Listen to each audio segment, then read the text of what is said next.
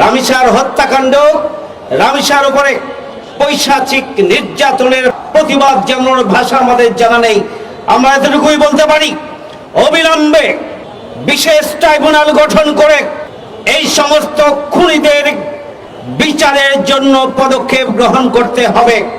সন্ত্রাস, খুন এবং ধর্ষণের প্রতিবাদ সহ আইন শৃঙ্খলা পরিস্থিতির অবনতির প্রতিবাদে এবং খুনি সন্ত্রাসীদের বিচারের দাবিতে ঢাকা মহানগরী কর্তৃক আয়োজিত সমাবেশের সম্মানিত সভাপতি, সম্মানিত প্রধান অতিথি, বাংলাদেশ জামাত ইসলামী উপস্থিত আছেন, সম্মানিত কেন্দ্রীয় এবং মহানগরী নেতৃবৃন্দ, সাংবাদিক বন্ধুগণ, সমবেত ঢাকাবাসী, আসসালামু আলাইকুম ওয়া রাহমাতুল্লাহ।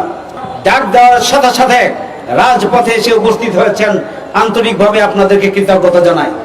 সংগ্রামী ভাই বন্ধুগণ, রামিসার যে পৈশাচিক হত্যাকাণ্ড, এটা বাংলাদেশের বর্তমান সমাজের একটা বিকৃত রুচি এবং মানসিকতার বহিঃপ্রকাশ।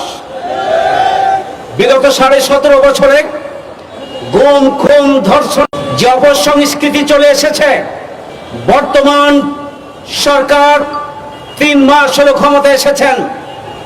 অতীতে খুন, গুম, সন্ত্রাস এবং ধর্ষণের ধারাবাহিকতায় এই 3 মাসেও আমরা দেখেছি অত্যন্ত লোমহর্ষক অনেকগুলো ঘটনা সংঘটিত হয়েছে। কিন্তু দুর্ভাগ্যজনক হলো সত্য, এই ধরনের লোমহর্ষক ঘটনাগুলোকে নিয়ে সরকারের পক্ষ থেকে সাঁড়াশি অভিযান চালিয়ে গ্রেপ্তারের পাশাপাশি তাদের বিচারের জন্য সরকারের যে পদক্ষেপ গ্রহণ করা দরকার ছিল অগ্রাধিকারের ভিত্তিতে, বর্তমান সরকার নারী এবং শিশুর নিপীড়নমূলক কার্যক্রম অব্যাহতভাবে বেড়েই চলেছে। রামিসার হত্যাকাণ্ড, রামিসার উপরে পৈশাচিক নির্যাতনের প্রতিবাদ জানানোর ভাষা আমাদের জানা নেই। আমরা এতটুকুই বলতে পারি, অবিলম্বে বিশেষ ট্রাইব্যুনাল গঠন করে এই সমস্ত খুনিদের বিচারের জন্য পদক্ষেপ গ্রহণ করতে হবে। চাঁপাইনবাবগঞ্জে গত পরশুদিন একটি ঘটনা ঘটেছে, খুবই দুর্ভাগ্যজনক। একজন মধ্যবয়সী গৃহশিক্ষক তার ছাত্রীকে পড়ানোর জন্য নিয়মিত পড়ানোর অংশ হিসাবে ছাত্রীর বাসায় গিয়েছেন। তার গলায় হার ছিল, সেই হারগুলো নিয়ে নেওয়ার জন্য অথবা অন্য কোনো অনৈতিক উদ্দেশ্য সাধনের জন্য ওই গৃহ শিক্ষককে হত্যা করে একটা বস্তার মধ্যে লাশ ঢুকিয়ে চকির নিচে ফেলে রাখা হয়েছিল। কি নির্মম, একটার পর একটা নির্মম পৈশাচিক ঘটনা বাংলাদেশে সংঘটিত হচ্ছে। রামিসাকে সন্ত্রাসীরা খুন করার পরে, ধর্ষণ করার পরে তারা চেয়েছিল তার লাশকে গুম করার জন্য। আমার মনে হয় এই যে বিকৃত মানসিকতার বহিঃপ্রকাশ ঘটেছে, আজকে এটিকে হালকা করে দেখার কোনো সুযোগ নেই। আমাদেরকে অবিলম্বে এদের বিরুদ্ধে পদক্ষেপ গ্রহণ করার জন্য সরকারকে বিশেষ পদক্ষেপ গ্রহণ করতে হবে।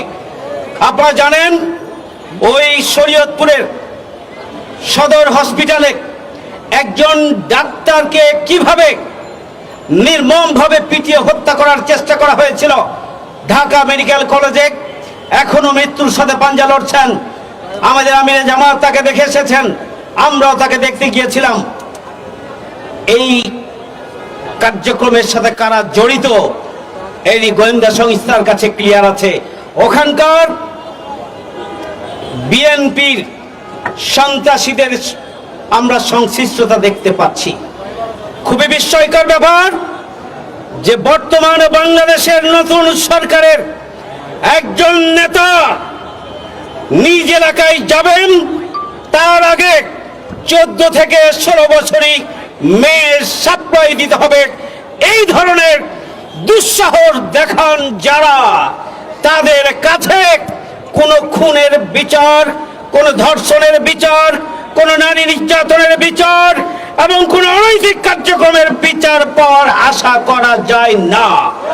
এবং সেইটি আমাদের মামনি রামিসার বাবা বলেছেন যে আমি বিচার চাই না, কারণ আপনারা বিচার করবেন না। তিনি বলেছেন, আমার মনে হয় মাননীয় প্রধানমন্ত্রী কাল বিলম্ব না করে এই পরিবারের সাথে সাক্ষাৎ করা উচিত এবং পরিবারের সদস্যদের কাছে বিচারের প্রতিশ্রুতি ব্যক্ত করে অবিলম্বে এই খুনিদের বিচার করার জন্য পদক্ষেপ গ্রহণ করা উচিত বলে আমরা মনে করি।